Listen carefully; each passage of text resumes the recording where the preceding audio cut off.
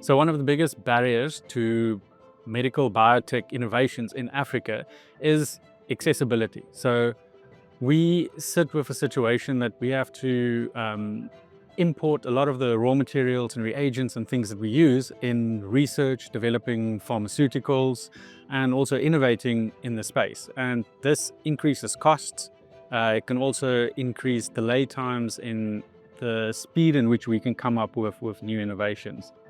And overcoming this barrier can become complicated once you look at really complex and nuanced raw materials like the ones that we make at Fluorobiotech. So our innovation at Fluorobiotech is simple. So if you think about the COVID PCR test that you had, the P in PCR stands for polymerase.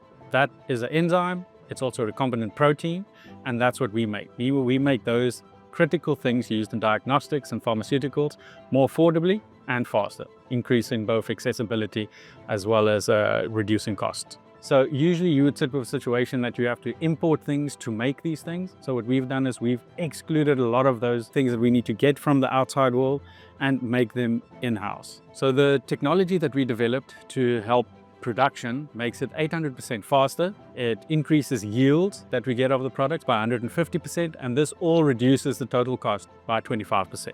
So reducing the costs as well as the manufacturing speed of these products is important because that helps us increase the accessibility of these products, but also then build on the biotechnology industry, because the more you create accessibility, the more people will start doing research, the more research you have, the more products you have at the end of the day, and the more you can build the whole commercialization landscape around biotechnology on the continent. When it comes to growing the ecosystem within the Western Cape, it comes down to accessibility again. So if you are able, for us, for example, with our technology, if we're able to make these products more affordably, have shorter turnaround times, which also reduces cost, that means we can provide these things to the very vibrant biotech ecosystem within the Western Cape. So I think the role local biotech, whether it's in South Africa or in the rest of the continent, is going to have a massive role in how we develop medicines for the continent. So I think the more innovations we get, the better we're going to be able to serve the people of the continent, and the better we are going to be able to forward research into both things that are relevant to the regions that we are, but also be competitive on a global stage.